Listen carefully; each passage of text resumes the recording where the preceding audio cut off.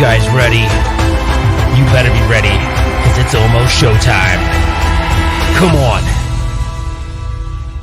Let's do this. Justin, what time is it? It's time for... Well, I don't know. What time is it?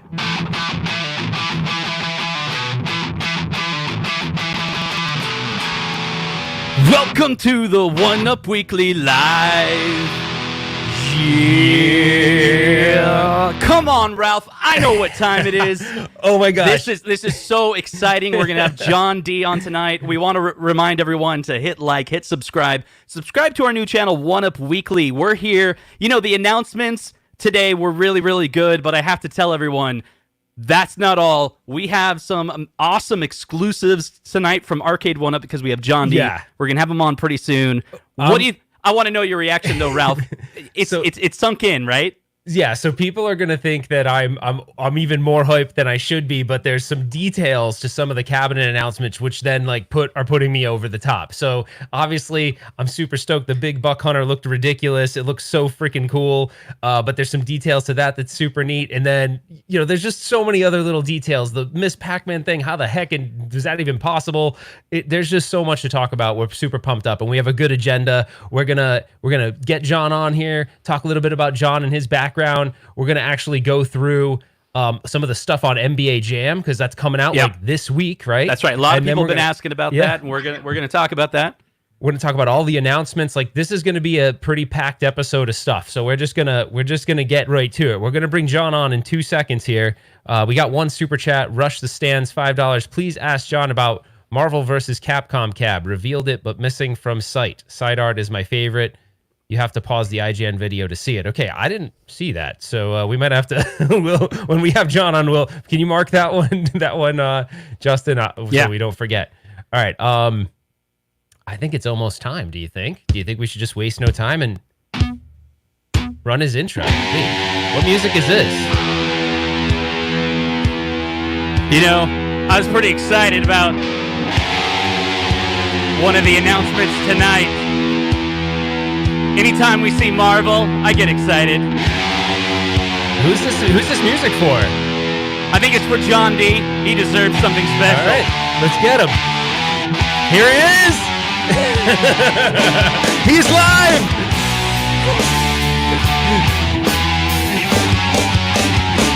Let's talk about John D. Has he lost his mind? Can he see or is he blind? Can he walk at all or be loose? Will he fall?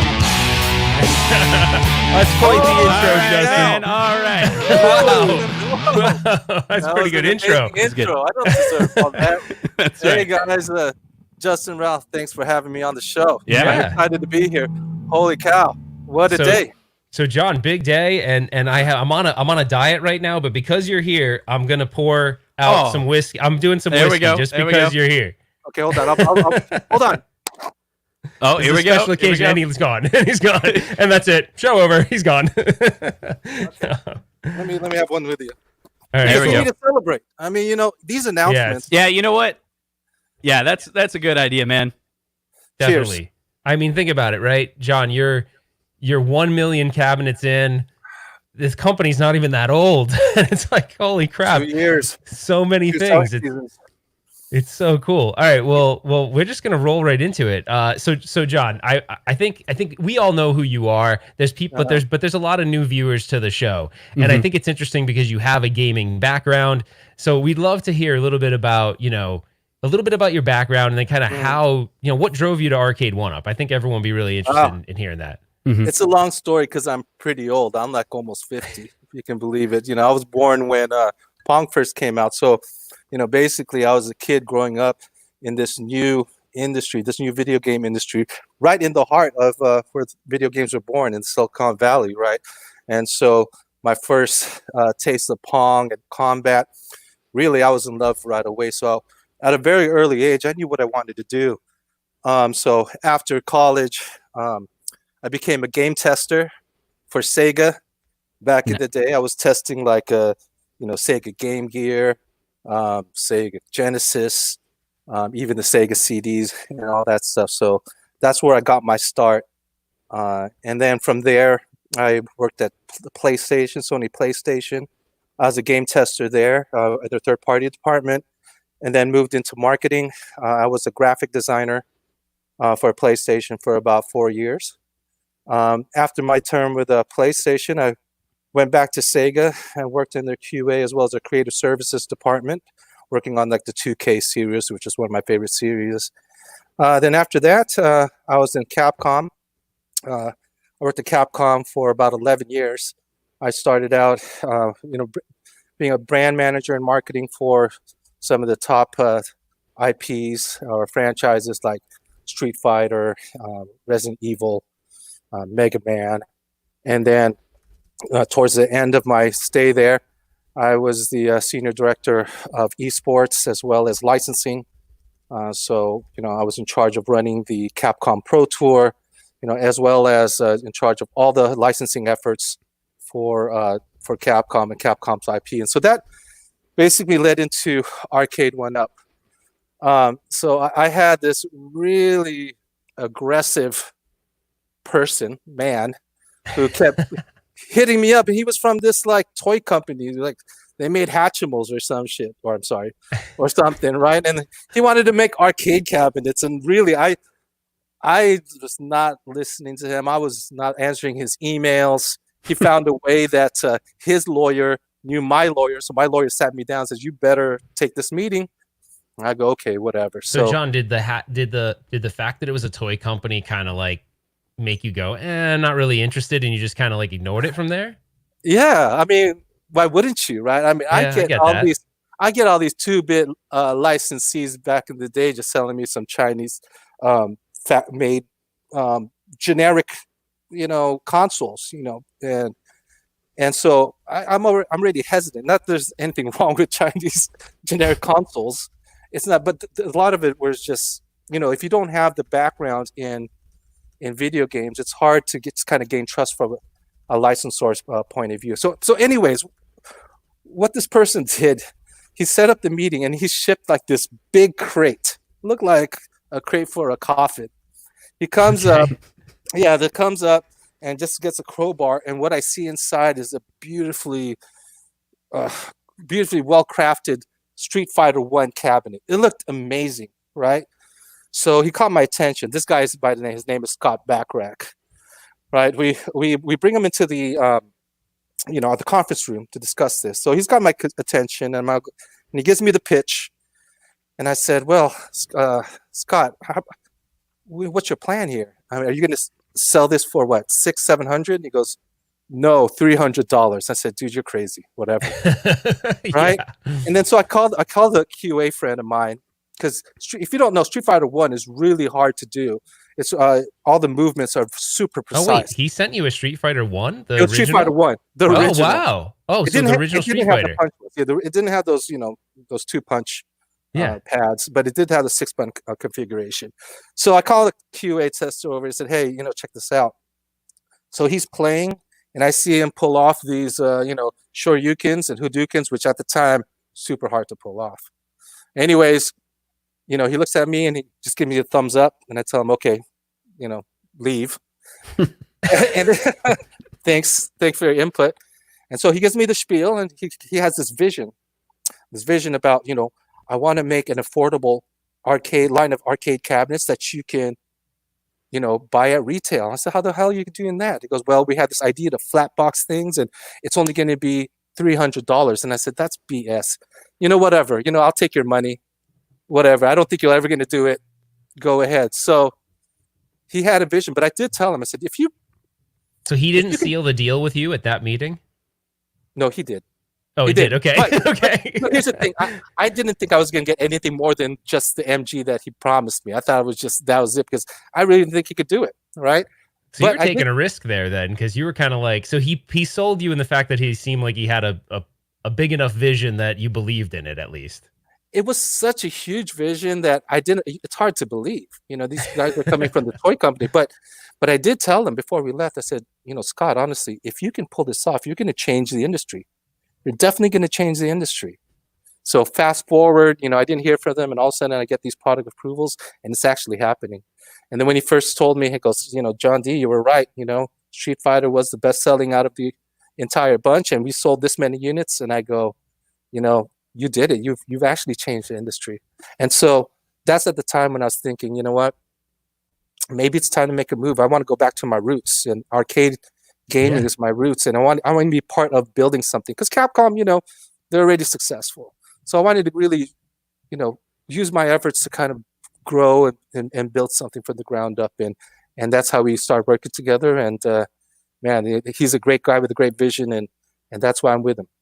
That's so cool. I mean, I know Justin and I are both in tech for our day jobs, and we've both worked at startups, and there's something very special about being at a startup and believing in, Scott must have, clearly he's a good leader, because, he convinced you to say, hey, look, this is something that we can do. And you joined, and look at it now.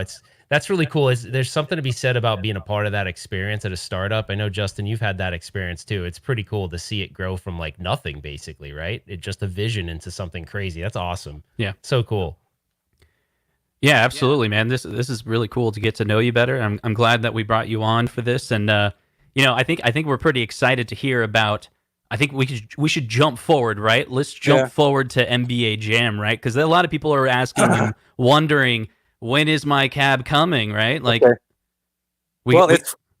ahead. We got those pre-orders. When they going to deliver, right? It's finally happening. This labor of love that we spent over a year and a half in development to do. People say we couldn't do it, and it's here. So it's released. It's starting to ship. Now it should get to customers' hands starting this weekend, and then throughout the next couple of weeks, you should see a lot of people hopping online and playing this game. I'm very excited about it. But one thing that we really wanted to do with this is do something different, and this is going to be the first time we take a retro game and make it online multiplayer. And it's never been done for NBA Jam, and it's really hardly been done for many retro games. And I think this is a really good niche for us, is basically taking retro games into the future. So having said that, there are a couple things that I'd like to talk about with this cabinet. You can see there, it is, all versions will have a lit marquee. And some versions will come with this tool. But again, four player simultaneous as well as online. And you have 3 games in here. But the licensing here was definitely a challenge, and I think everyone knows this. I mean, I'm sure. So we did the best we can to make sure we had most of the players in, and I would say we have about 85 to 95% of all players in the game. And so the reason why some of these players that you see here are omitted from the game is because they're not a part of what's called the NBA Retired Players Association. So there are people here on the list that I'm pretty bummed about, like Harold Miner, Baby Jordan from USC, definitely Reggie Miller, and some of these guys. But again, we have at least 90% of the whole roster. And then I'm being asked, well, how do you handle, especially for NBA Jam, right? NBA Jam, there's only 2 players selectable. So what happens when there's no Reggie Miller? Right. So what we've had to do graphically, we just basically doubled up the avatars. Right. But we were able to keep the attributes that was assigned to Reggie Miller in the game, because that was important. Yeah, that was important in terms of overall balancing. What people may or may not know about NBA Jam is that each team has a certain balance, and the players don't necessarily represent what their skill sets are. They kind of do on the most part, but not exactly. But because it's all about balance. So you'll have, the alternate player doubled up, but you'll still have the skill sets of like, say, Reggie Miller, because he's not in the game. And then for the other titles like Tournament Edition and Hang Time, basically you have either 4 or 5, well, for Hang Time, you have anywhere from 3 to 5 players to select from. And so what we just do is they're not selectable. But still, I mean, you can only play 2 at a time anyways. But anyways, the good thing about having, Wi-Fi capabilities is that, we can always update this game. Yeah. When we can get more player rights, and I hope everyone who sees these players on the list, they go to their Twitters and say, hey, what the hell? Right. Give Arcade1up their likeness rights. So Yeah, is it literally just as simple as, like, let's say one of those one of the players is not in that I can't remember what you called it now. It's like the retirement NBA Retired Players Association. So let's say I'm not in it. I'm just curious for my own, if you can kind of talk about it. If I'm not in it, if they are you able to reach out directly, and if they say, yeah, sure, that's fine. Like, could it be as simple, sure, that's fine, and they don't even want anything? They just say, oh, I didn't even know you guys were making the game, and they just go, sure, you can use it. I don't care. I'm sure that doesn't happen very often, but is that all you really need? Is someone to just say no problem and kind of sign off that they're okay with it? I mean, on the most part, yeah. But I'm sure that for more popular players, there'll likely have to be some sort of deal. Okay. Monetary deal to be made, but again, depends. At this point, if these players want to be a part of the game, hit us up and we'll figure something out. John, now, what comes up? Oh, sorry, go ahead, Justin. Yeah, what about in the game? If you're playing like 1-on-1, 2-on-2, 3-on-3, 4-4, what are the combinations you can do online? Let's put up a slide. Cool. So thank you for the segue. Yeah. So basically, this cabinet is capable of hosting up to 4 players in a single game, and you can use any combination of local or online players. Mm-hmm. For example, right, I can have the 3 of us playing on my cabinet behind me, right, and then we can play, say, someone else like Zohar or Zohan, and we're all playing together, or we can play 2 locally and another unit with 2 people, or we can have like 4 different players on 4 different cabinets. Any combination of that. It's really simple to get in and out, like some of my ex-girlfriends. That's awesome. So that's really awesome. Good. So, I mean, and that's the technology you're basing on for any potential live things in the future. Like, already with a 4-player game, you have the capabilities of doing any combination. So as an example, if down the future I was playing like another game, like, say, Mortal Kombat with Zohar, it could work if it used that technology. 100%. Okay. Yeah, so we not only built the technology for NBA Jam, we had to build the whole infrastructure around it, the whole technology for online play, and then we could use this definitely as a basis for games in the future. Right. I'm just curious. So NBA Jam, who made that game? Who's the publisher? It's Midway. Okay. It was Midway, and the rights were then purchased by EA. Mm-hmm. So we work with NBA directly for the license here. Mm-hmm. And that online capability, is that tied directly to the publisher in any way, or again? No. That's all Arcade1up's proprietary technology, along with Code Mystics, who developed the game and developed the online play. Yeah, so there would have to be some development and integration, of course, with another ROM, but the technology behind it, it's possible you could get a game like Street Fighter or Mortal Kombat to integrate with that technology. Definitely possible. But Very again, cool. every game is different, right? Sure. So, it has to be, everything has to be tested and tuned for each game, but at least the highway is there. We built the highways. Now we just got to build overpasses and other stuff, That's great. So is there any other questions about NBA Jam? I think we've covered it pretty well so far. There was one, Justin, that just we keep getting this question about the light up deck protectors. Just if there's anything you want to say about the light up deck protectors. There was a super chat by Stringer Films, and then I think there's a couple more super chats we just want to get to. I'm going to ask though that if you guys want, maybe we'll wait till more like the Q&A section to do the super chats, because it's hard to kind of keep up with them, and I don't want you guys to think we're ignoring your questions. Yeah, I have been writing many of them down, so we'll get back to them. Sure. Okay, so continue to super chat, and I get a percentage of that, by the way. We're giving him a little royalty, right? Thank you, Zohar. There you go. There's one in particular. We're going to get to this particular. one. So I told him now, John, I told him to wait, but he's very impatient man, and sometimes he gets really excited. So we're going to park it, but we will get to that question, Zohar. We'll I promise you after the end, because we have a lot to get to. We haven't even gotten through NBA Jam yet, and we have all the announcements. Yeah. Tell him to pay another $5 and we'll put him on top of the list. Oh, no. Now you're going to get him all excited. Nah, just kidding. He thinks I hate him. I don't hate him. Okay. All right. We'll do one more before we go forward with the last NBA Jam thing. It said, "Hi, John. Any plans for a Dragon's Lair in the near future? Thank you. As you guys know, I can't watch live, I'll watch later. Isn't he? Well, Don't he have to watch live? The super chat. All right. Anyway, so Derek D made this whole fuss online with this dang online petition, and Scott said, we have to do it. So if Scott says we have to do it, we have to do it. So all right. So we'll just assume it doesn't matter. sometime. It was one of my favorite games. Watching Silver Spoons, I always wanted one, so I can't wait to have one in my. That's right. They had a bunch of arcade cabinets in that show, right? Didn't they have a bunch in their house? Yep. All right. So, John, Now, last thing on NBA Jam, I think. Oh, yeah, sorry, I think go we ahead, want to Justin. watch. We want to play a demo, right? Oh yeah, play a demo about the user experience. So this information needs to go out so people know right before the release. So it's just a quick demo on how it looks like, the user experience. All right, here we go.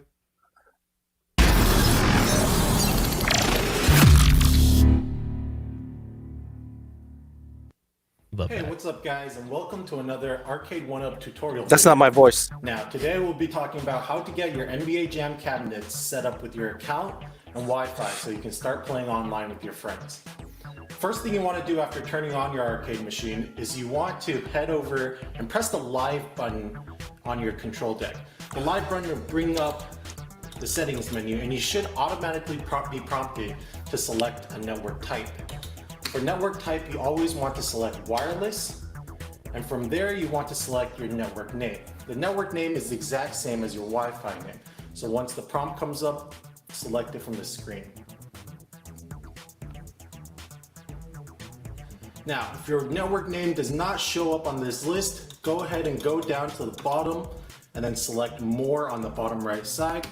He's very thorough. This will allow you to see more options. A lot of people don't know about and this, you so can find your it Wi-Fi may seem on simple this to list us, from there. but Yeah, for sure. There might be people in the Midwest that don't know how to do From this. there, you'll be automatically prompted to input your password. Once you've inputted your password, select 1, 2, next 3, on 4, the bottom 5. right. And I'll proceed. It's my luggage password. Don't tell me that. I'll see you at E3. E3. On the top left side of the screen. If the icon is white with bars filled in, that means you're connected to the internet. If the icon is grayed out with a little red X through it, that means you're not connected and you should do something to fix your internet connectivity. Moving forward, for network settings, we always want to select automatic.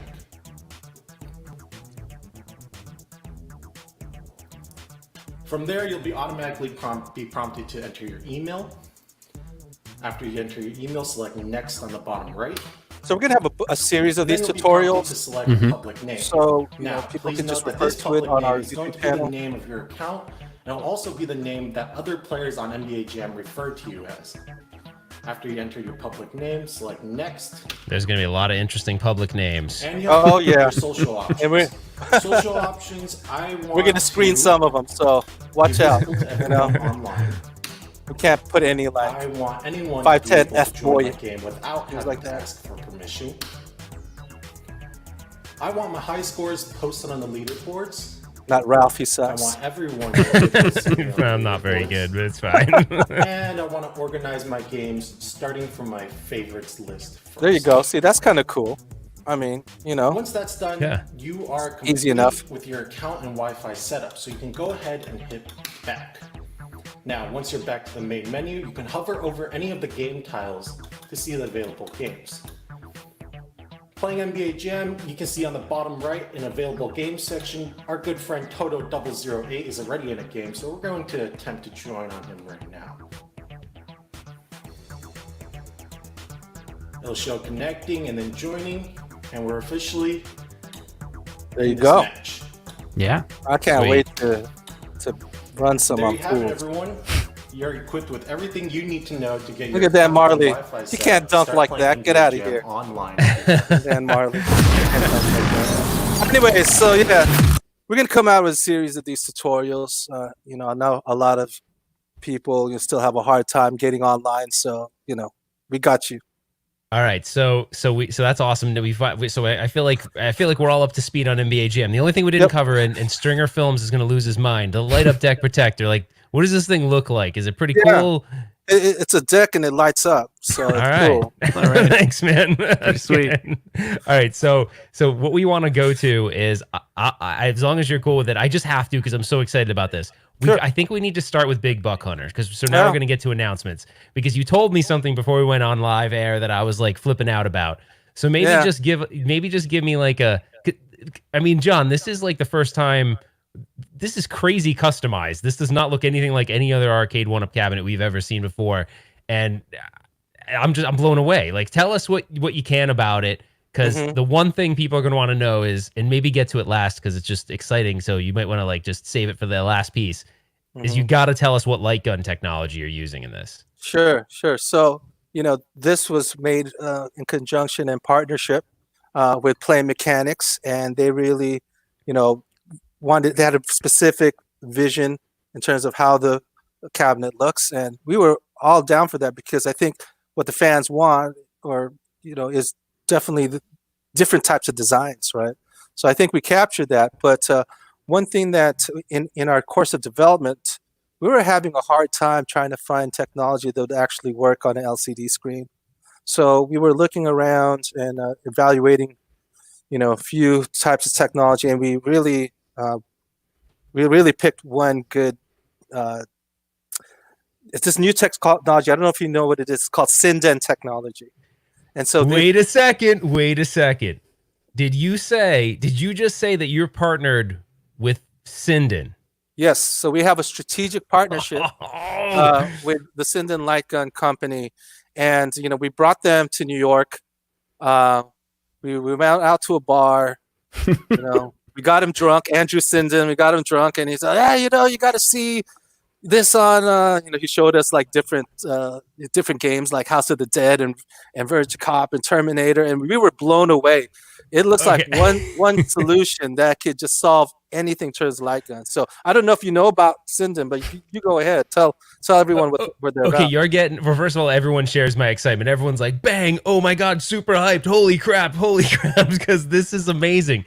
So basically, I'll give the 2-second version because we don't want to geek out too hard, but I kind of can't help myself. So Sinden was a light gun project that started, I think it was almost like a year and a half ago. Maybe it could have even been 2 years ago. So the reason why he started the project was his frustration over there was no modern light gun that could work well on an LCD. We all know there's sensor bars, but it's kind of like you get this like muddy kind of tracking. It doesn't work perfectly. You're recalibrating it all the time.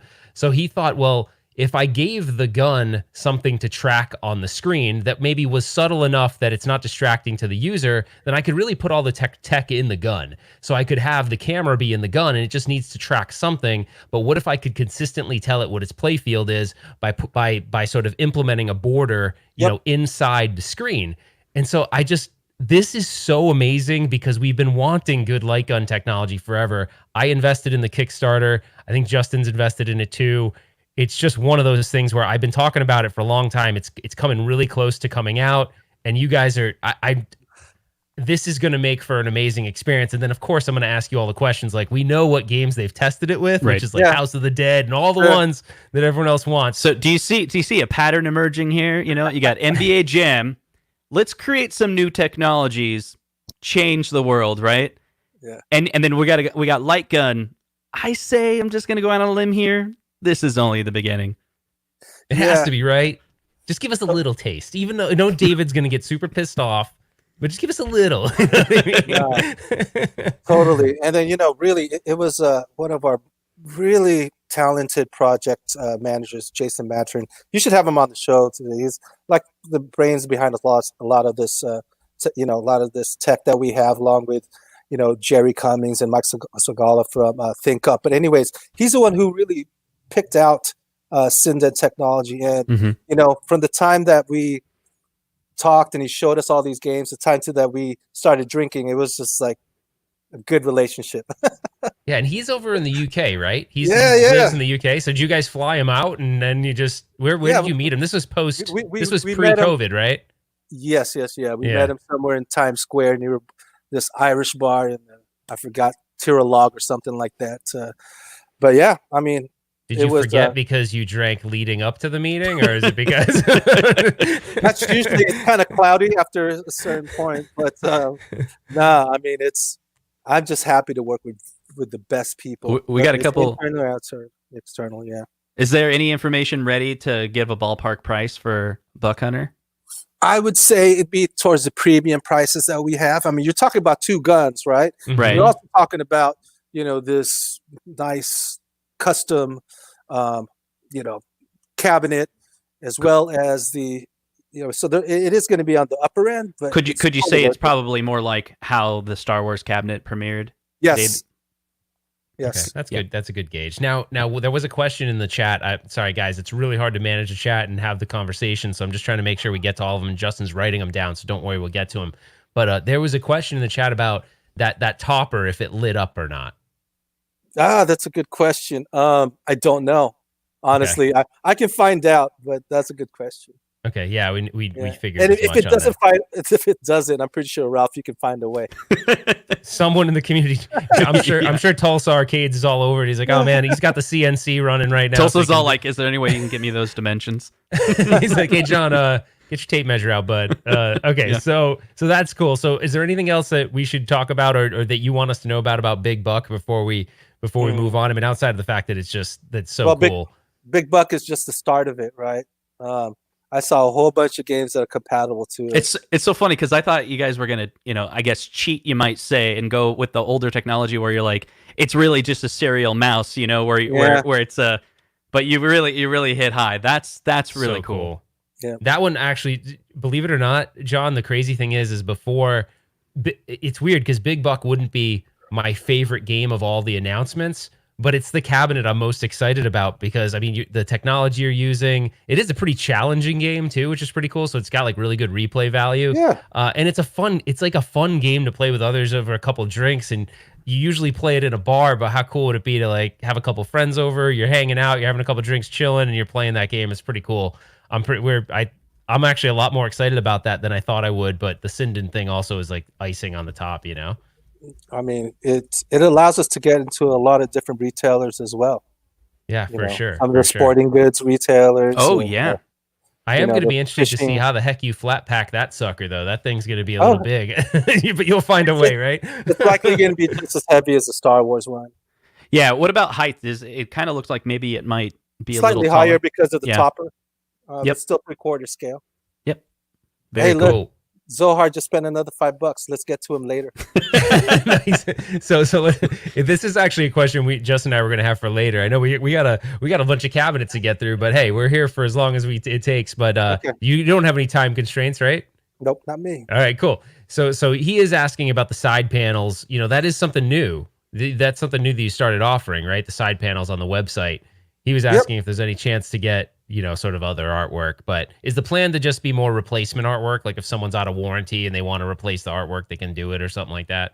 Well, the plan for now is just to do replacements. And then, like say you like Dig Dug, and then we'll probably throw in a Dig Dug one. Cool. Say you like Marvel War of the Gems.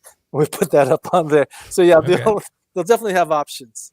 Okay, cool. So it'll be one of those things where it could be like a future customization option where you just go, hey, I'll slap new side panels on it or whatever. Correct. That's cool. All right, so should we move on to the next cabinet? Yeah. Because there's a lot of questions. I feel like the next one we should move to is XMen versus Street Fighter because I feel like there's a ton of questions on that one. And John's fired up for that. So I am because, I'm an ex-Capcom guy. So by the way, you're really mean, John. He paid $2 to tell you how mean you are. So there you go. He thinks I don't like him. Like, dude, I like this guy. I think Zohar, you need to understand, like when you get friendly with someone, you joke around, and it's actually an endearing thing, right? It totally is. Like if you knew how much Justin makes fun of me, like I could have in the beginning, I probably did cry until I got to know him a little bit better, and I'm like, oh, all right. Like when he calls me names, it's because he's out of love. So yeah, totally. Because Justin's a lot meaner than he seems. He seems like a nice guy.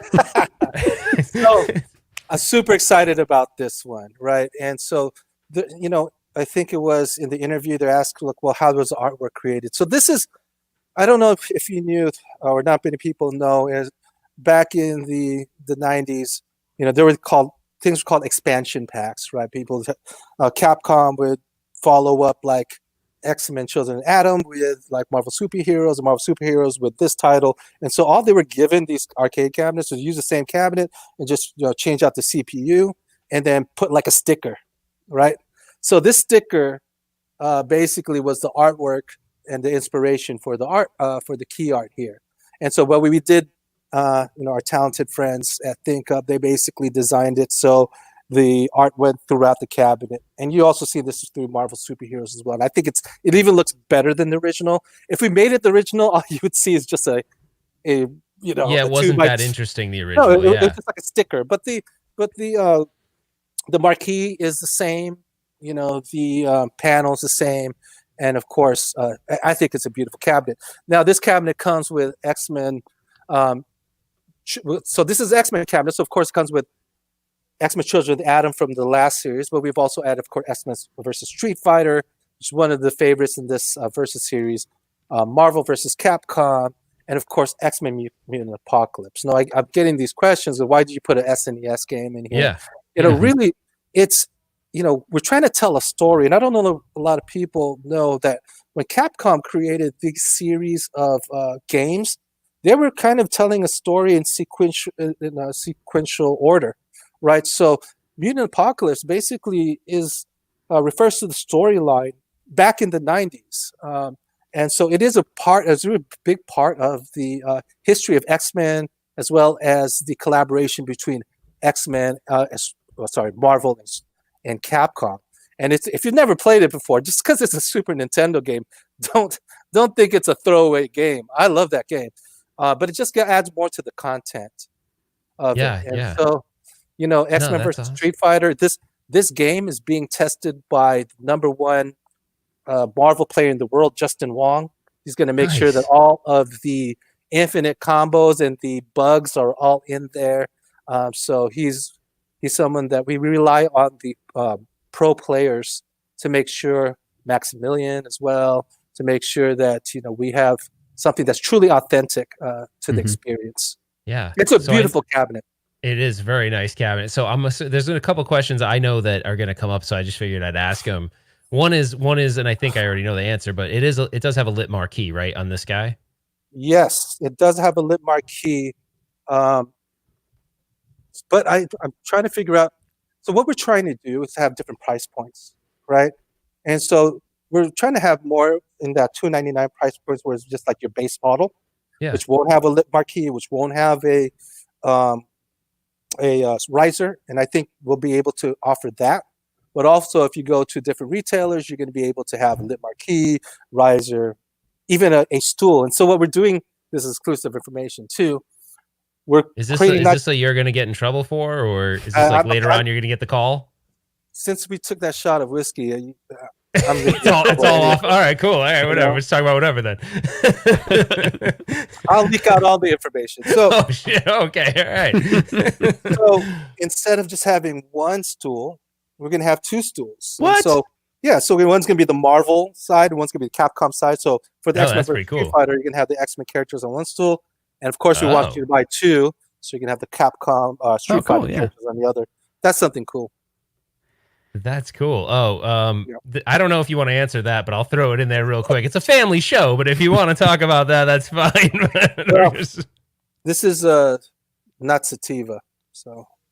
All right. So see, he answered. See, that's the cool thing about John. Like, you can ask him some crazy questions, and he's most likely going to answer them. So. You might have to take another drink for this question, but for that X-Men, is there an option for Wi-Fi? I can't. Hold on, I have messaging points here. He's like, now he's got to go to. He's like, wait.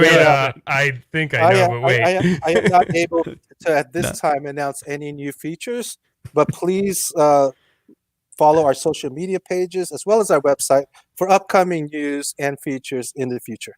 All right. So right, there was the question about, so we got the lit up marquee. This is one that I want to know. So obviously behind me, I've got the Marvel the Marvel superheroes cabinet. I was pretty excited that you guys had the special edition because you had the Sanwa sticks and the Sanwa buttons. So what will the buttons and sticks be? Will it be a special edition, or if that'd be kind of an interesting one.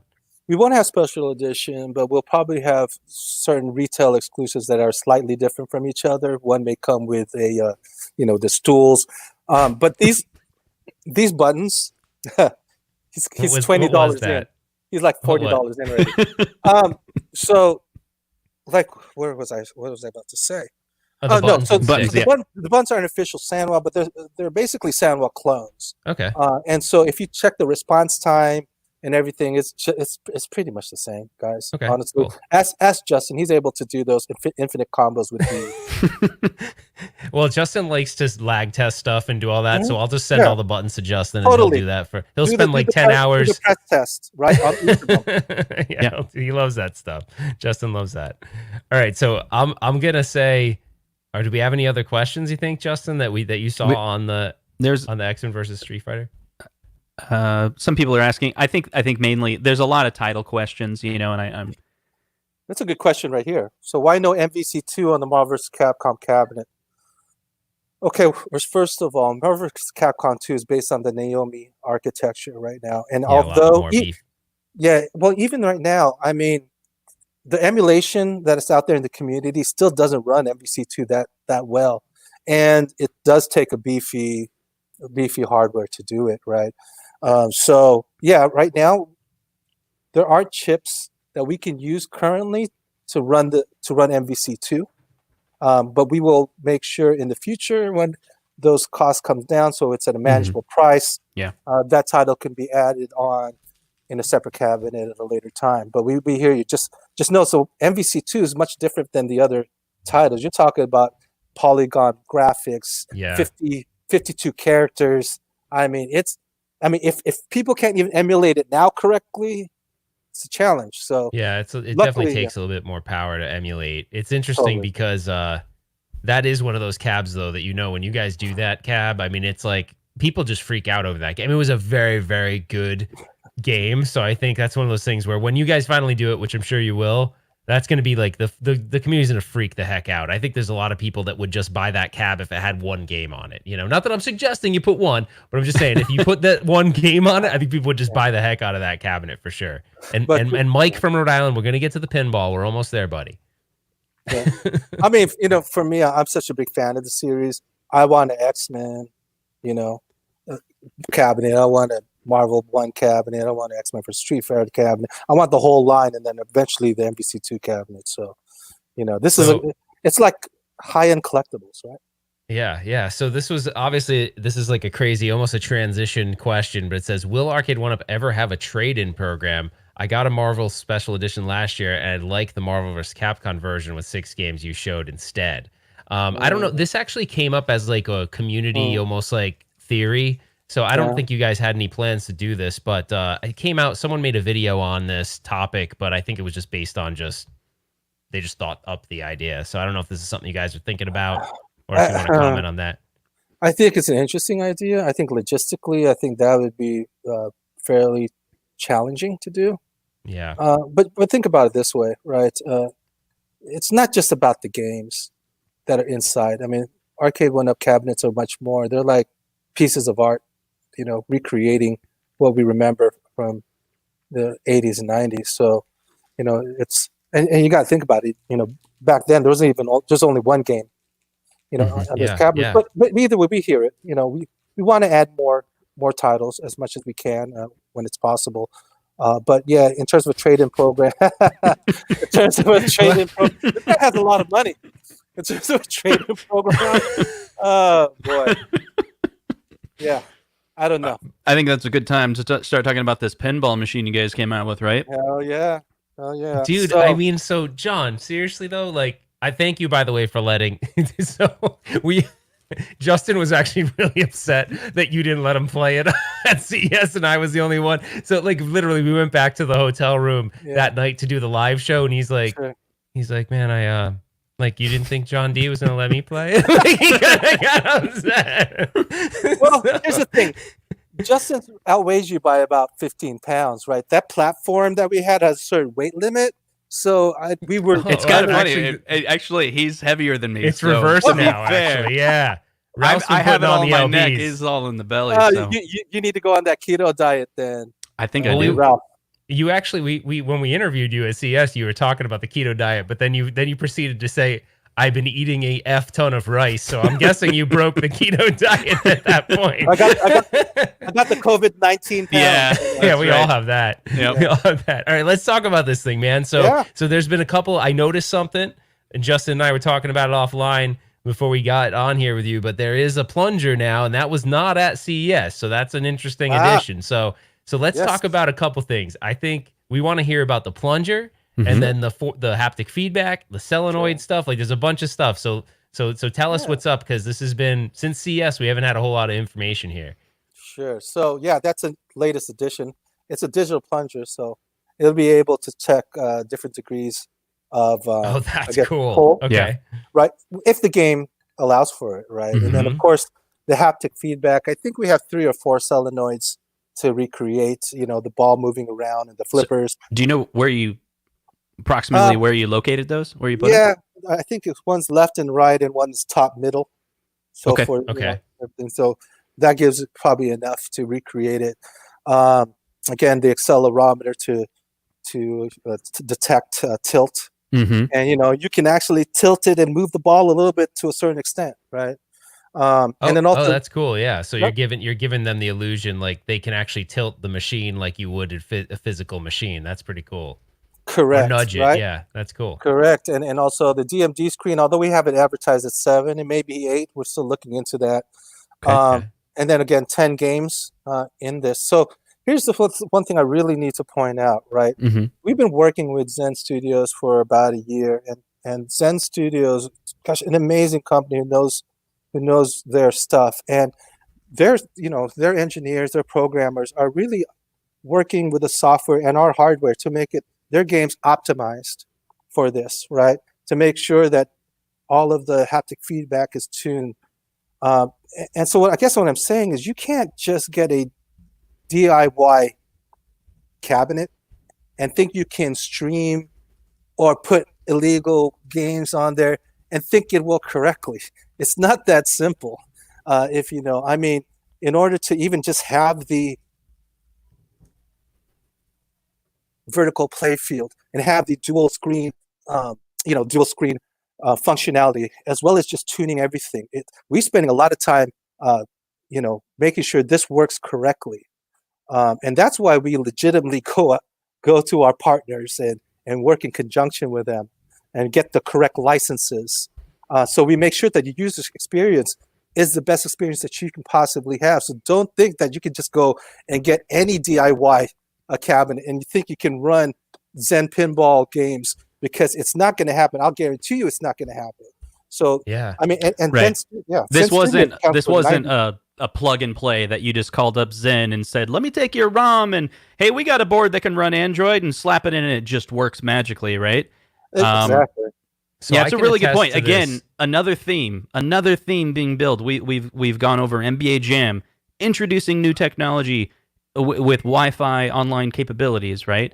And then you jump to this pinball. It's not you work with Zen, and then you're building something new, and you're creating new technologies to working with that company, and I think that's fantastic.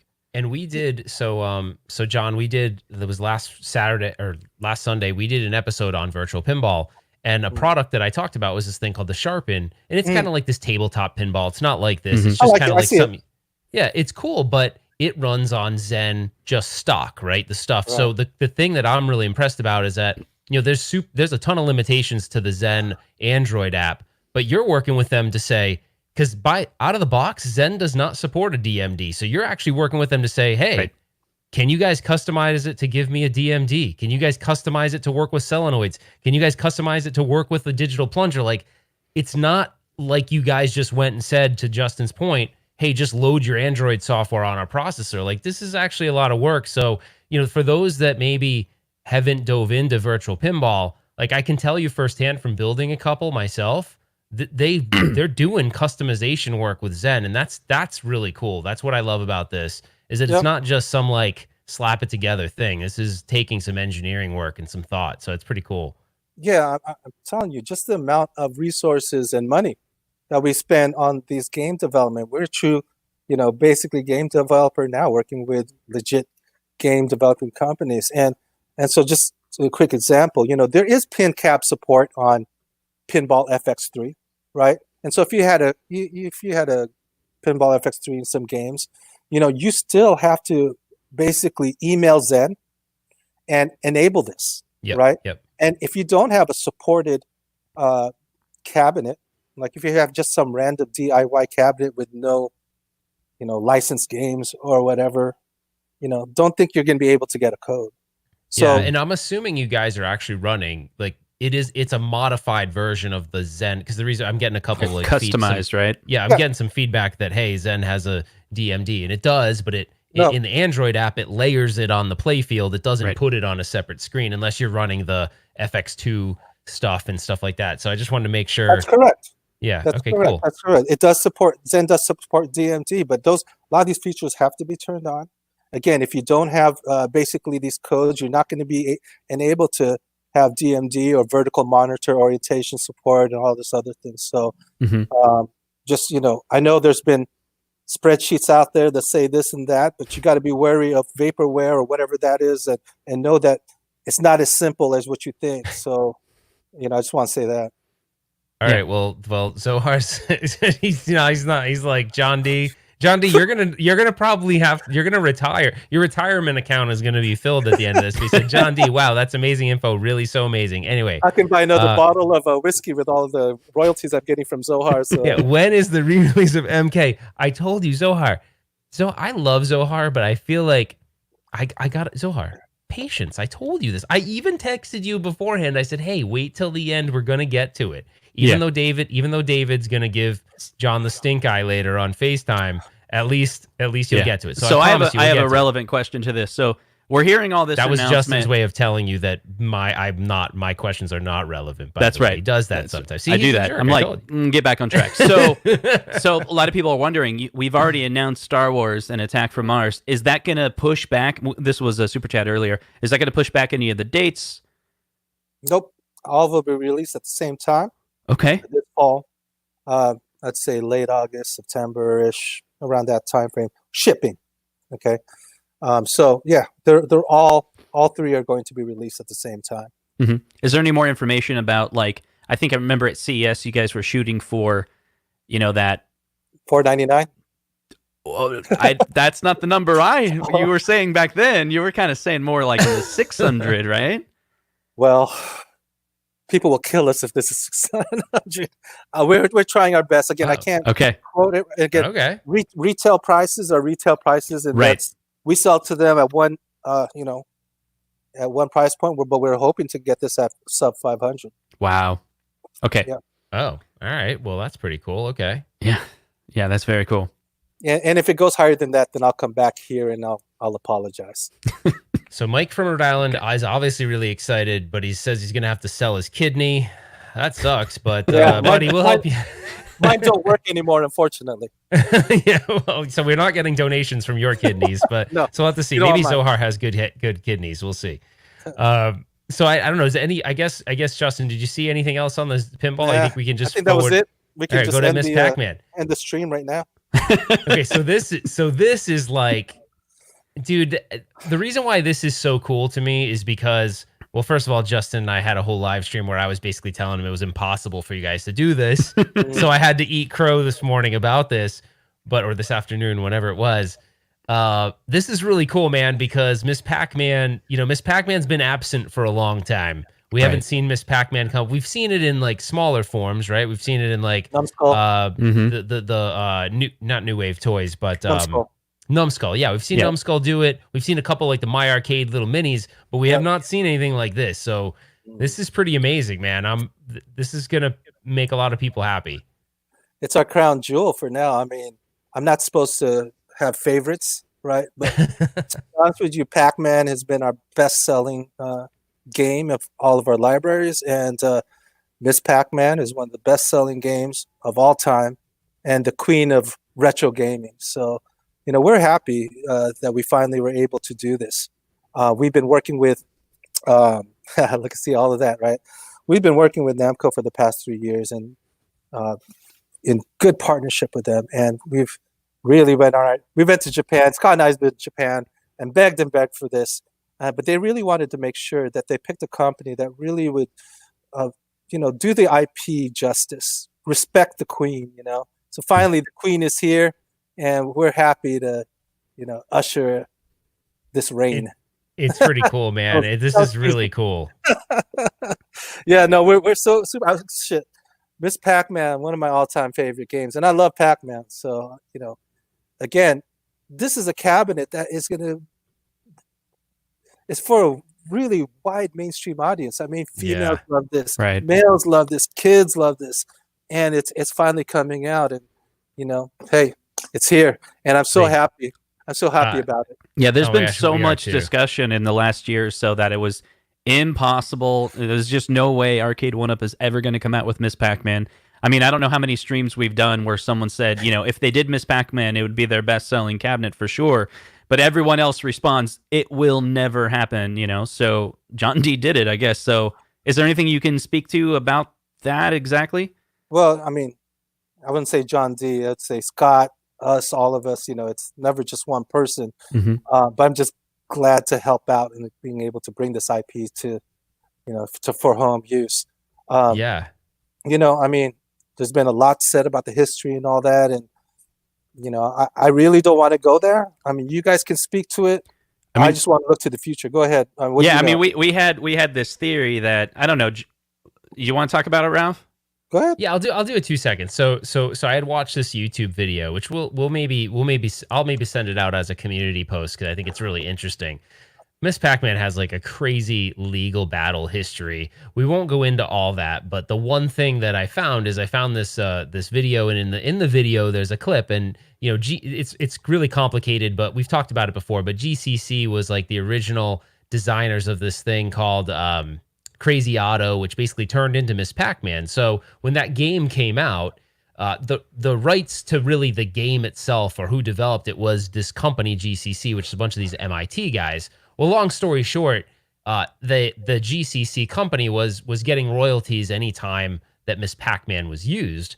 Well, I didn't know this part of it, so I was always wondering, like, well, how does someone like Numbskull do it then? Because like, would they really want to pay royalties to GCC? But the loophole piece of it, and again, I don't expect John to talk about this, but the loophole piece was that if it doesn't have a coin door, they actually don't receive royalties. Now, where they do receive royalties is if it's a digital distribution. So if Miss Pac-Man is packed in some kind of downloadable content, or on a phone where you do it on an iPhone or something like that, they get royalties. But because of at the time that legal agreement was written, it was written as coin operated. So if it's a non-coin operated for home use, then GCC doesn't have to be paid the royalties. And John doesn't have to even talk about this. It's just, it was the guy from GCC up on a gamers conference, a game developers conference, explaining how the legal pieces work. So it's kind of interesting because there's been people that have said things like, well, wouldn't Arcade1Up have to pay GCC or whoever owns GCC? And that's actually not the case as far as what I know. So we can move forward from that, but I just thought that was really interesting. I didn't realize how crazy legal this thing all gets. It's like Miss Pac-Man's been like sitting there in jail or something the whole time. She just wants to come out, man. Yeah. So now she's free. I tend not to focus on the past. yeah. We're moving forward. I want to move forward. Yeah, we're just excited that it's going to come out and it's going to be able to be in people's homes. The artwork, the side artwork for Miss Pac-Man, to me, that cabinet has always been awesome. It's just the artwork was freaking awesome. I could just buy the cabinet to look at it, but I do. Yeah, it just looks great. The side art's awesome. It's going to look really nice next to my 40th anniversary, that's for sure. Yeah. And then I'll have Galaxian and Galaga right next to each other. It's going to be sweet. And Justin's daughter is like, Justin has groomed his daughter to be like an arcade retro nerd, which is so cool. So she was super excited to see Galaxian on it. Right. You were telling me, Justin. Yeah, when I got the PacMan 40th, she's like, where's Galaxian? I like that one better than Galaga. And now I see. I'm like, okay, I see what you did there. That's pretty good. Yeah, I mean, we're really happy and honored that Namco entrusted us with, ushering a new era of Miss Pac-Man. It's been a long time since anyone's been able to get basically a cabinet like this for this IP. And, I'm about like loving my partners and not pissing them off. So I'm glad that Namco is on our good side. So John, real quick, the what's listed on the kick plate there, that is the game selection, right? Just to validate, that will be the final game selection, or is there some? That's the final game selection for one particular SKU. Ooh. Oh. Wait a second. So you're not going to tell us what the other SKU is, or is the other SKU to be determined? No, depending on the retailer, there may have some slight variations of games here and there. But Can you drink one more glass of whiskey and then we'll ask you one more time? So SKU number 2 has. No, just kidding. Oh, I tried, guys. I tried. All right. So Nate Dog Kata, I guess, $2 super chat. Thanks, buddy. He says, and I was confused about this too, John. And I know we're kind of going back to Marvel for a second, but he said, are there 2 separate Marvel cabinets? Because it looked like there was like different artwork packages or something. If you can speak to it, definitely. But if not, we can kind of table that one. But so on that video, you did see a version with Marvel versus Capcom artwork. That was just a teaser, and we'll definitely have more information regarding that particular SKU in the future. But the first SKU, which is XMen versus Street Fighter, will release first. But we will have more information on that other cabinet version. Nate Dogg's got Nate Dogg's laser focus. You're not putting anything past him. He knew. He's like, something's up. So on our next super chat is, so how's your conversation with Nintendo going?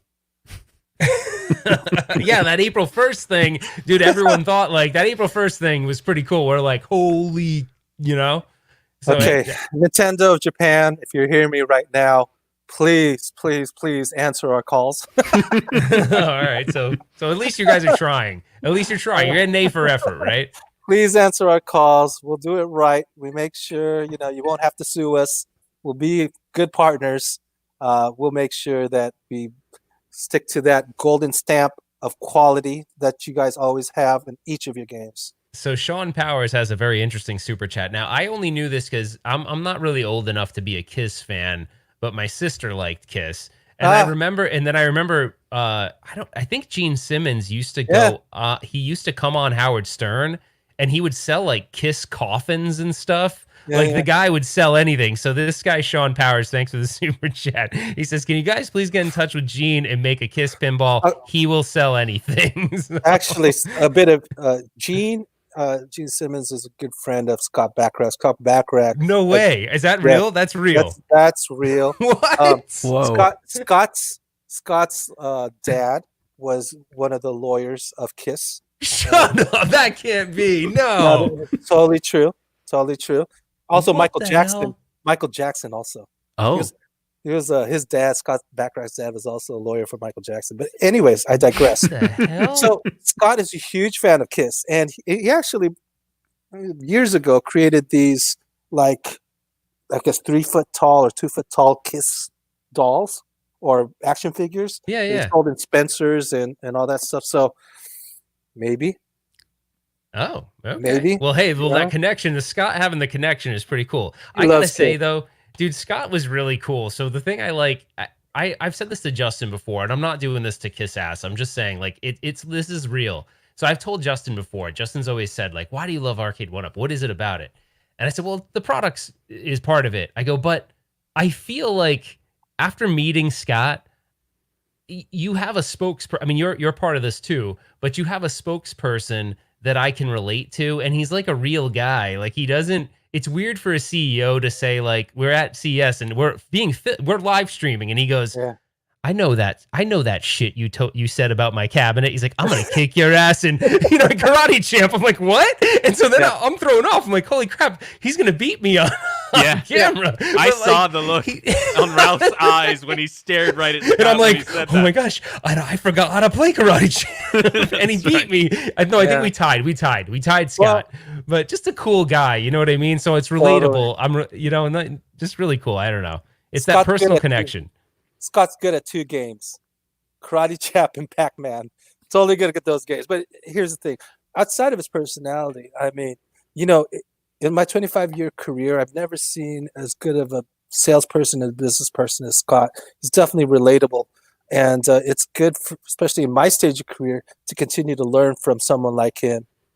So I really appreciate that I could continue to learn from, he's like a mentor to me. So I that's appreciate actually that a lot. really cool. That's really cool that you shared that, first of all. And like, that's one of those things I look for when I'm looking at, if I was looking at switching a job, it's always like, hey, who can I work for that I can like learn something from? You want to learn, you want to, number one, be inspired by the leadership, but also feel like, wow, I can learn a lot from them.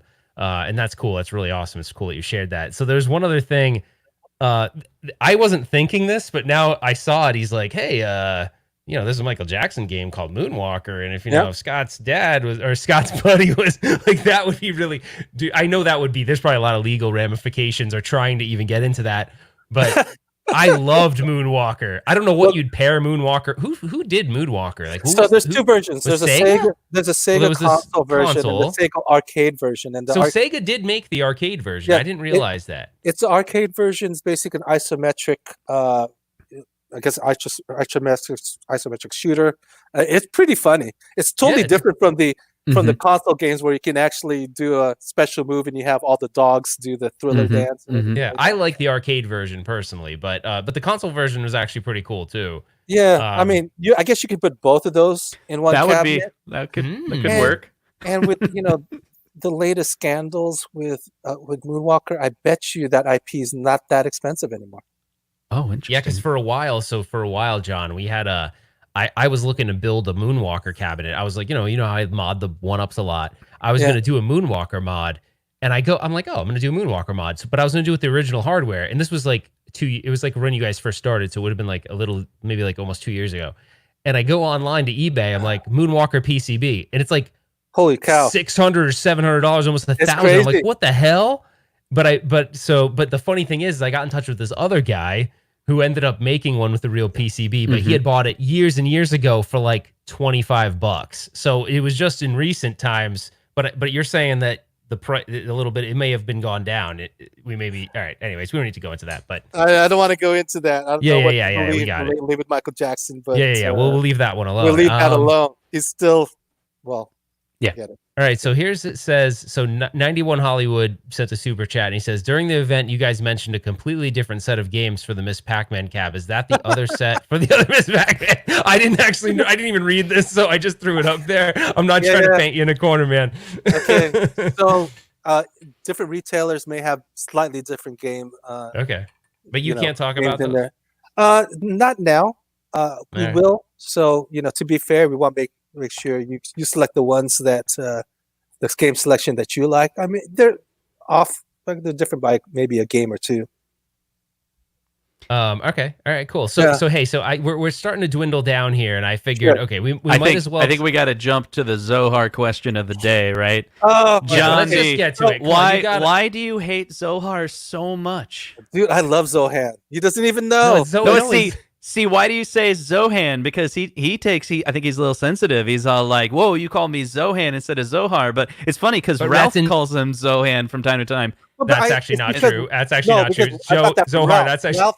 Ralph calls him Zohan. I thought that was his name, but Zohar. Sorry. You guys are going to get me in trouble. He's going to think that I really do that. Thanks, Justin. I don't do that, by the way. So here's the thing. We really everyone appreciates Zohar's, passion for Mortal Kombat, and he created this, this official page regarding Arcade1up Mortal Kombat. And do you remember at CES when we were asking you about, do you think there's a future in Arcade1up where you revisit the past? You revisit the Gen 1. That was Zohar. That was from him.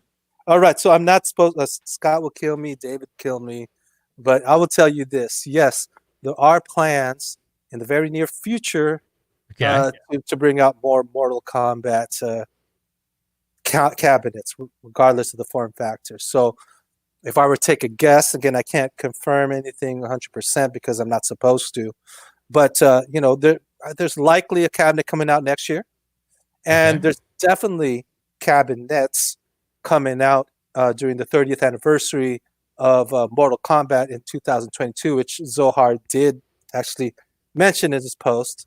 He's like a seer, So, I mean, what are we talking about? We talked about having lit marquees, possibly upgraded buttons, dual speakers, right? Yeah. And possibly like scan lines and all that stuff. So if we're gonna do it, we're gonna do it right. And I'll tell you this, online multiplayer, maybe. Oh snap! Maybe. Okay, but here's the thing. So John, I gotta do this just to protect you because I know that Zohar he's following every single one of these words. So just to level set, you're saying that sometime next year this is something that you guys are looking to do, right? It's not this year, next year. No, it's not this year. Okay. It's not this All year. right. Sometime next year, we'll at least have one Mortal Kombat cabinet. I don't know what form factor that is. I do, but I can't say. And either that will have online play, or the one in the 30th anniversary will. Okay. So Cool. But Now, we'll know will more you- as it gets closer. Will you do Zohar one favor? Just Sure. one. Will you join his You group? gotta join his group, Okay. please. I will. I just get so many notifications all the time. So you know what? It wasn't nothing personal, but I will join. Okay. Resend me that invite or whatever. Zohar, you heard it I'm here. in. I'll do it right now. All right, check it out. See? There you go. We're done now. Wait. Now I got to figure out. Yeah. All right. Well, very cool. By the way, John. So Zohar, there was a video. Like I'm friends with him on Facebook. There was a video he posted of him playing basketball. Homeboy is really good at basketball. Like he was breaking it down. Yeah. Really? I don't know how long ago that was, but he's really good. So I'm surprised he was killing it. He was killing it on the. I don't know. Maybe post COVID, he can't move like he was in that video, but he was moving, man. I love playing ball. I'd love to play one time. Where's he from? He lives kind of close to your neighbor. I think he's in LA more. That's easy. We got office in LA. There you When I go. go to LA, we'll run one. So a video that would be so John, could we ever do this where I don't know if you want to do it, but if we ever do, like imagine Justin and I come out to LA, we pick up Zohar and we come to the office. Yeah. we got to do that as a video. That would be amazing. We'll hoop it up, and you can see us play 1-on-1. Only if let me play him one game first to see if he's better than me, and then we can. If I'm better than him, then we can record it. So right. I think we've done several 1UP Weekly episodes where basically Ralph just wants to talk about the possibility of Silver Strike. Okay. So is there anything you can say on that? Yes. So we're looking into one version of Silver Strike that can actually work in our hardware. We found one. We did find one. It was an earlier version, still fun. Yeah, like the 2006 one or something, one of the originals. Why do you say it with such contempt? That's a great game. No. I didn't. I mean, that's good. That's all. Hey, I'll take whatever.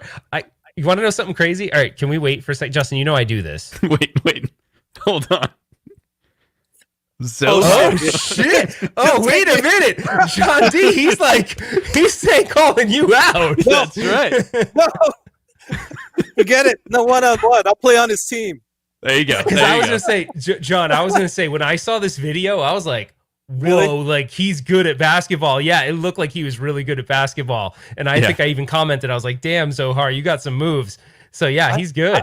I'm 5'8" and 5'10" in shoes. There's no way. He's got. And by the way, there's another thing. So this Joe guy said basically you screwed up your kidneys from keto, not from alcohol. So I would give you some health tips.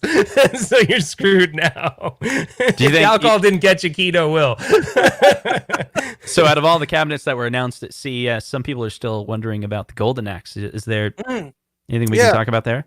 Golden Axe should be coming, I think, around early August, late July, around that time frame. Available at arcade1up.com.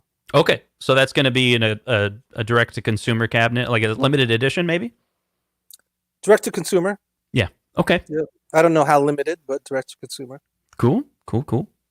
So Justin, there was a chat. It wasn't a super chat, but I think it was Lewis. He was asking about so Lewis, he's big in the community. He runs the official page. He was asking about like some of the other products, right? Like the Coleco stuff, like all the micro stuff. Like what's going on with those? Because we haven't heard anything about that. Right. So during COVID, we've had to kind of prioritize some products, and the micro consoles and the Coleco Vision, unfortunately, kind of was secondary priorities. But we still plan to do it, and we're taking community feedback. Who knows what the final list will be? We're thinking maybe Vectrex or maybe of a TurboGrafx 16 Mini. I don't know. These things, those aren't signed yet. I'm just throwing it out there. Oh, okay. But we're looking into a whole line, but likely next year, not this year, unfortunately. Same with the Coleco stuff. I mean, those are all new product lines, right? That require product development. What about like Countercade, Wallcade? Definitely new countercades this year at a more affordable price. Right. And I think it's redesigned. as you guys saw at Yeah, we saw those at. at By the way, we CES. did hear. By the way, you I don't know if you remember this, but I'm gonna. We had a couple drinks, but we were up against the countercade, and I think it was like buddies of yours that you used to work with Right. at Capcom, and we were Yeah. live, and Justin's Yeah. behind the camera, we're filming, and you're like, "Hey, Capcom buddies, come on over. Imagine if this had Street Fighter on it," and I'm all, what did you say? And you're like, "You didn't hear that. You didn't hear that, yeah. Now you heard it. Yeah, so Zohar's request is if you do that, you got to get the Johnny Cage artwork on the 30th anniversary. That's his wishes. That would be pretty epic. I think so. And here's the thing: if we do, I'm not saying we are. If we do a 30th anniversary cabinet, we'll make sure it looks like the Mortal Kombat or the Midway style cabinets. You mean wait, whoa, John? You mean like that it will actually look control panel wise like it too? Control panel, the whole Midway shape. Oh, damn! Zohar will literally. He might just spontaneously combust. He might not even be able to play it because his excitement will actually shatter every bone in his body. Like, that's amazing. He's been talking about the play what is it called? The play minimal? Where they're, do you know about like, those, John? They're like these little mini. They're like reproductions that look like the originals, but they're not as big. They're like it's like if you took an Arcade1Up and shrunk it, it kind of looks like that. But they look like the regular cabinet style. Are they CRT? No, it's basically using like a pie or something like that. I see. But there is a company actually. There's a company that just rents them. That, that's you said what they have a this CRT. is. There is a company that rents them that makes mini ones. CRT, right? Yeah, it's pretty cool. Sure. But they don't sell them because of the availability of CRTs. But they do sell them. All right. So we got 91 Hollywood has a $2 super chat that says any ETA on risers. I hate having to pay over $100. Yeah, it's like the aftermarket. I don't know if you've seen crazy, eBay. right? Gouging. Yeah. Yeah. Now, all your new cabinets are coming with the matching and custom licensed risers, but I think some people are still picking up the deals for those first, second generations. But there's no there's no risers available for them. I have like a couple hundred in our warehouse over here that I'm selling slowly on eBay. Just to kind of getting me through this COVID She's got time. a side business. Yeah, It's a side business. John on eBay. I'm selling it for $100 each, but once my stock goes down, then I'm pretty sure we'll be able to sell it widely for a better price. But yeah, we get you. We are going to increase production of the risers as well as branded risers. So there's that.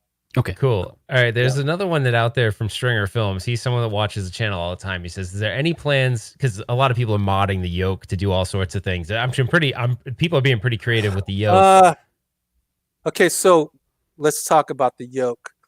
The yoke was also used in Atari games for different games like Road Blasters, a couple other games. I guess it's possible. I just don't know if there's a market to bring out those Atari games that use that similar yoke. Possibly. Yeah. It's just, again, it makes business sense. You got to think about there's sounds like, oh gosh. He loves you so much now. He's buying Miss Pac-Man, Street Fighter, and Buck Hunter. You best customer, Zohar. Okay, seriously though, on the super chats, settle down because we got a lot of the answers. We worked really hard to get John to spill some beans. David's gonna kill him later, but no more super chats. But we do love you. And he said, "I'm buying." Zohar, you get one more text for free. Okay. You can text it. That's for free. I got see, I had this idea. If you make a Mortal Kombat, make a limited edition, right? And you'll get a little card on it, because I was thinking through this. You can't do this with the cabinet. I know it'd cost too much, but on that limited edition card and on the back of it, just have a little text that says "For Zohar." There you go. You can make that happen. Yeah. All right, John. I know we've given you a lot of questions. This one comes up a lot, and I know that if you're not from I'm not. I don't do purchasing for Walmart. But this comes up a lot, and I know that you've answered it in the past. But just kind of, I wish you could squash it. At least you're going to squash this for at least 948 people. Yeah. Just talk a little bit about this because this isn't something that you guys do. This is something that the retailer does. So yeah. I just want. So yeah, sorry to interrupt you. Yes, when you see a company like Walmart basically discount these cabs for $50, this is definitely a reason why they're doing that, right? And it's always around the same time. And it's basically to clear out inventory for all the new cabinets that we're bringing out. How do we personally feel about that? Hey, you know what? To be honest with you, the internet seems like it's more widely available than it really is, because you just see all of these, posts comes up. I tell you, in my area, and I live in the Silicon Valley, you never see that. You likely won't ever see it in some of the major metropolitan areas. And if you can, go for it, because here's the thing. What I know about customers who buy one cabinet, they get hooked. So they'll buy other cabinets for, a higher price. But again, what do I personally feel about $50 cabs? Hey, if you're lucky enough to get it. Yeah, You know, exactly. but- Now we've heard some people say that, like, if they're selling cabs at $50, then Walmart's losing. But is it true that from that retail perspective, they're buying thousands at a time, whatever number that is, at a certain price, and when they sell 95% of it, they're already in the green. Everyone's made most of the money, and again, they want to clear that inventory. Is any of that like a true statement from your perspective? Think about this. No one should be worried about the profitability of Walmart. Okay. I mean, here's the thing. Space, they basically project the space that they have by the amount of sales that occupy that space, right? And luckily, we have a good 12-foot of space in each Walmart, and we're constantly turning over a product. And so you have to be able to turn it over. And it's definitely up to each store to be able to turn it over. So I don't know what else I can say about that. I think from a certain point of view, it just actually makes your cabinets more accessible to more people. It is. I mean, think about this. There was a discussion about saturation. We're far from the point of saturation right now. I mean, you look at our community. Of course, our community, we call them the whales. You guys are whales. You guys are buying multiple cabinets. But we've only shipped 1 million. 1 million is a good number, right? But there's like how many millions of households in America right now? I think 157 million, whatever that number is, I forget. But we're still not a household name. We got a lot of work to do. There's still got to be. We want a Arcade1up cabinet in every household. So there's a lot of work to do, and we're happy that if someone are lucky enough to buy a $50 cabinet, they're going to see the experience. If they like the experience, they're going to be a fan, and they're going to go on your website. That's why you see like our social pages are increasing in number. That's all social currency. That's all real currency. So we're happy to I feel we're now the purveyors of the retro industry now, and there's a responsibility for that, and we take that with pride. So well, you picked up the queen, we picked up the queen. The queen is here. So John, there was this question. It's really hard. We're actually, I just want to say to everybody, there may be some super chats that we missed, and I'm sorry. There's a lot of them. It's way more than we normally have, and we don't usually have almost 1,000 people on a stream, so it's a lot. So we're trying to get to everybody. But one was Mad MIG, and he said, "Will there be more light gun cabinets on the horizon, like House of the Dead?" Yes. So I mean, Big Bot Hunter is the first one. We wanted to test the Sinden technology. We're actually the first company to utilize this commercially, this technology, and we'll see how it goes. If it's popular, we'll continue to use that technology for other games like House of the Dead or Virtua Cop or Time Crisis or, I don't know, Point Blank, everything, Terminator awesome. 2, all that stuff. I mean, it's all, we have a lot of games to go through and a lot of years more to come. Very cool. Sweet. Oh boy. So hard. I feel like I'm constantly having hey Ralph or Justin, can I borrow $100? That's actually really funny, man. I'm gonna PayPal you $100 after this. If you don't accept it, I'm gonna be pissed. That's right. Pay him back. He's ready to spend $100 on chat. You know what? We can quickly. There's people who've paid for the super chat. If you just want to do a quick round, then I'll just say yes, no, all that. We owe them that much, right? Yeah, for sure. Well, this one was just to say, here's $2. That's really nice of you. Thank you. That one didn't have anything on it. So let's see. I got 20 cents cents from that. Yeah, I've heard this a few times. People were talking about Miss PacMan, and there's a lot of friends in Canada that want to know timeline for their releases. This fall in Canada. Is everything actually that was announced here fall 2020? Is everything fall? Okay, so that's cool. So that takes around October then? I'll give you another scoop. We have one huge cabinet, but we still haven't announced, and a couple other cabinets that still haven't been announced. So this is not the end of what we're going to release this year. Oh wow! So there's more. Okay, so we were thinking there's a huge announcement soon, but for licensing reasons, we just couldn't sync it up. but it's going to be a cabinet that we've never done before, a style of cabinet that we've never done before. Is it something that we've never talked that like would be out of the blue? Like everyone's like, whoa, or No, there's a lot of guesses, and some people got it 100% Okay. right, but I can't say it right now. okay. I have my prediction, but I'll save it. I'll save it Yeah. because I don't want to. Go subscribe, and when the announcement happens, I'll go back on the show and talk about it. Okay, cool. Subscribe That's to this awesome. channel. All right, Thanks, guys. cool. I was like, wait, subscribe to who? I'm just kidding. I'm just kidding. So we had a super chat from Stringer Films. Another one said, "Thank you, John D and the 1UP team for all that you do." Word. That's pretty cool.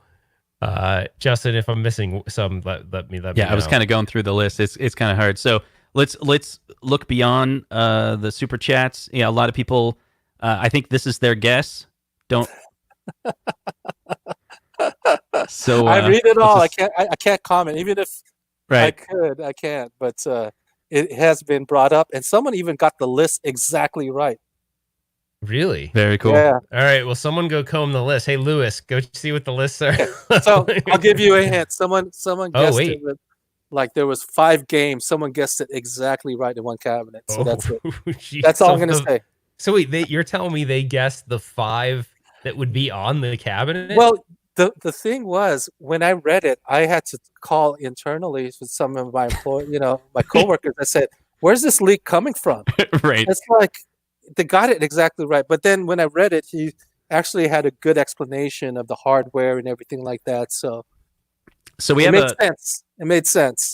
We have a couple questions from previous shows that we promised we would get to. So on your website, you have light up marquee replacement for say Golden Tee. That's available direct to consumer, and we're starting to see other prices like $80, free shipping, and we really appreciate you doing that free shipping on there.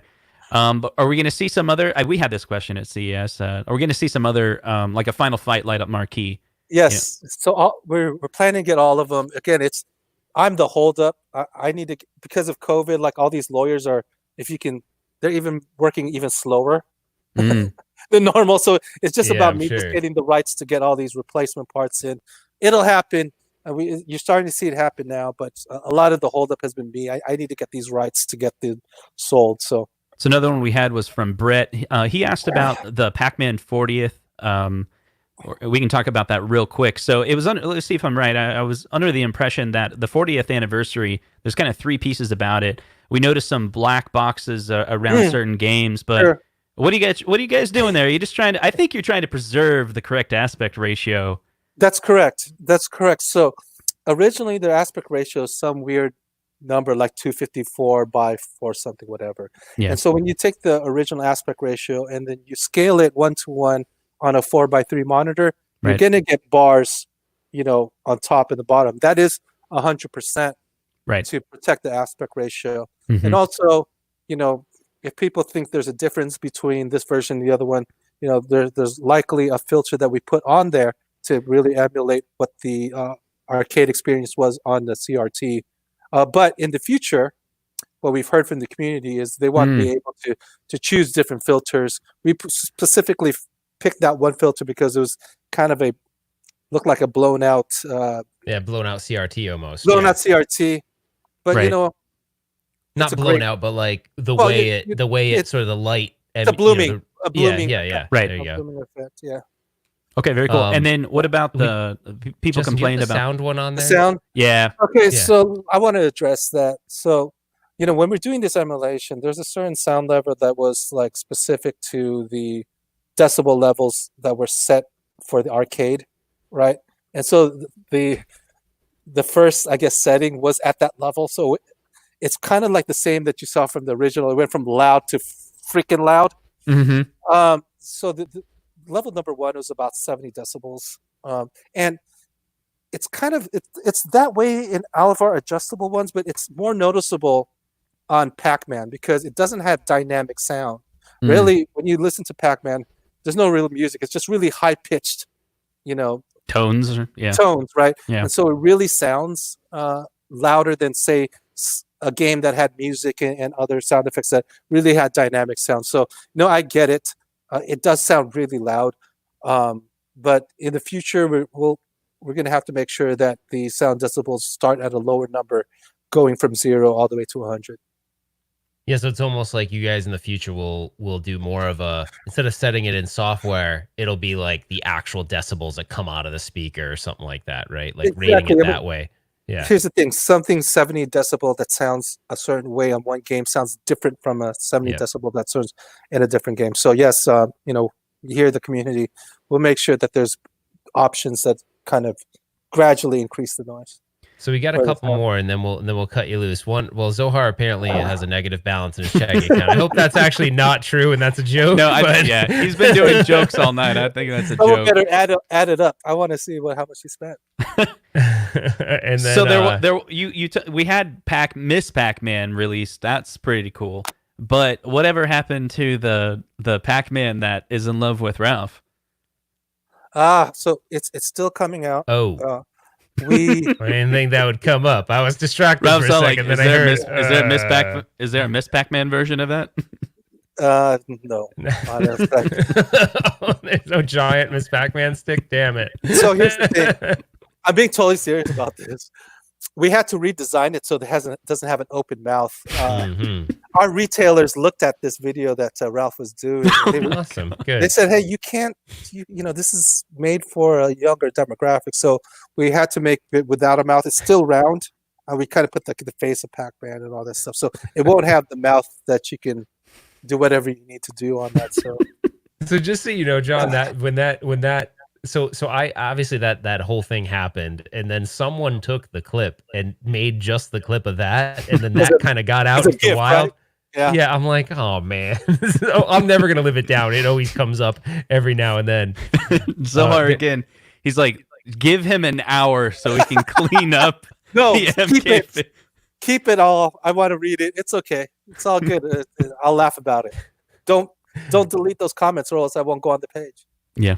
So John, this comes from, we did an episode where we looked at that video you guys had posted where they talk about, and we won't get into that because I think that's a whole other can of worms, but it was Scott talking about the company and how it started in the vision. But in the background, there's like a Street Fighter 2 cabinet with like a live logo on it. Yeah. So you guys have never officially announced anything like that, but if there's anything that you can talk about there, it'd be worth, kind of talking about. So a lot of these cabinets that you see that are usually leaked out a lot of times from basically presentations that we have from retailers.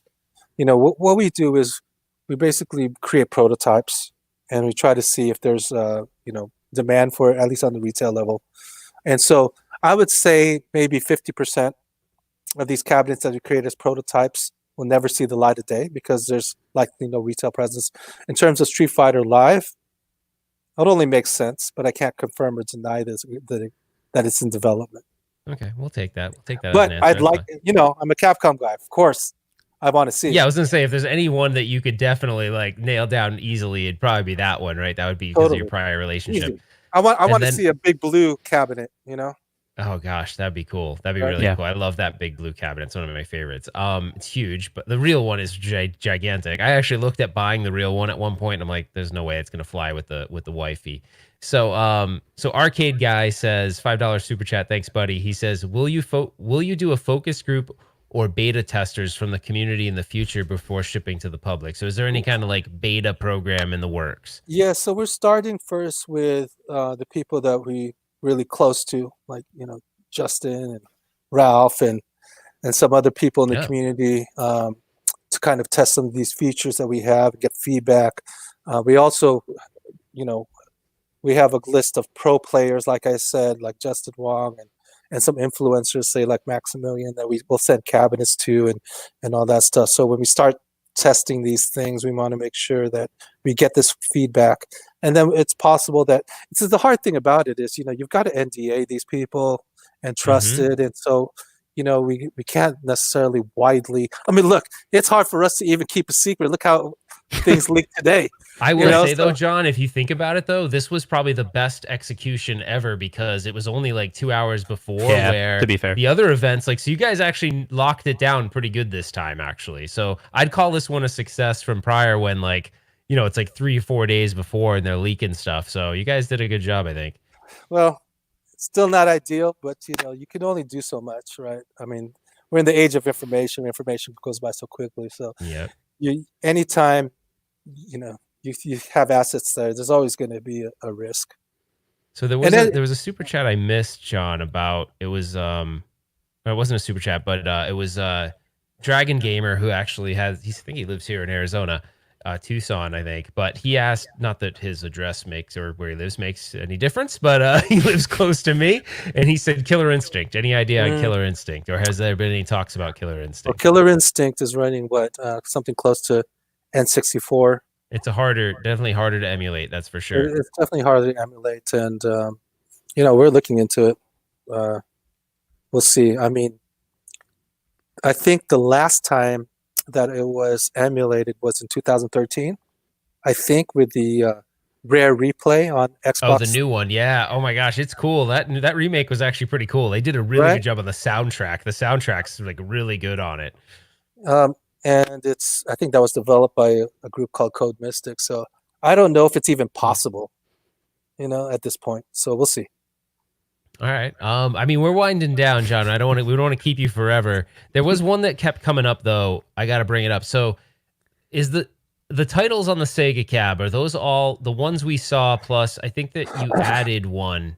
Do we have a final list of the Sega Cab and what games? Because WrestleFest is on it, right? Yeah, WrestleFest is on there. Shinobi, Golden Axe, Death Adder, and Altered Beast. Is that 5? There's Altered 5 Beast, titles. Yep. Yeah. WrestleFest is something that is vertical, but we basically use the sides to put, I don't know, like the control.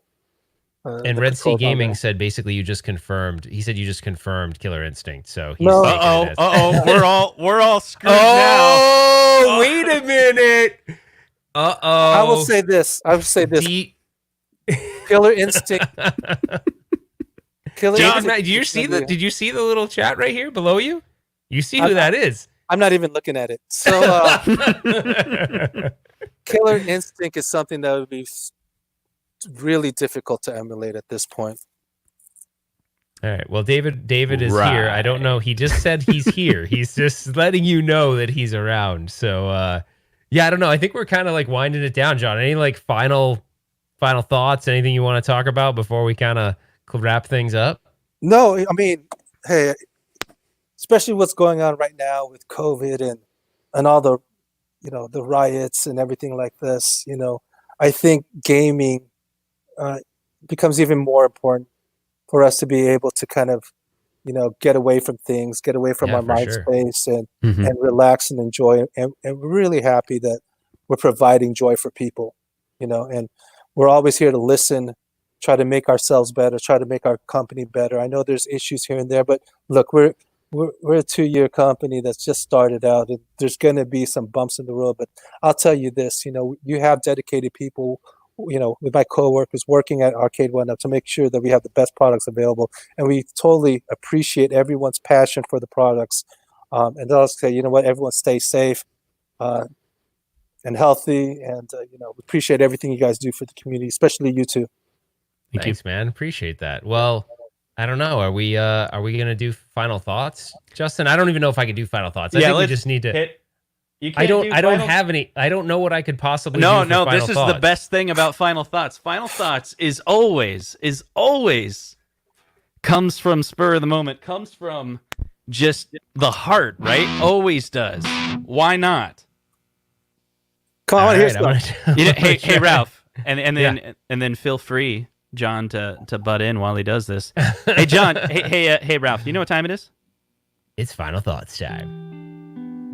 All right, guys, it's final thoughts time. So what did we learn today? We learned that Miss Pac-Man has been taken out of jail, and she's free, and she's going to roam the earth come in fall 2020.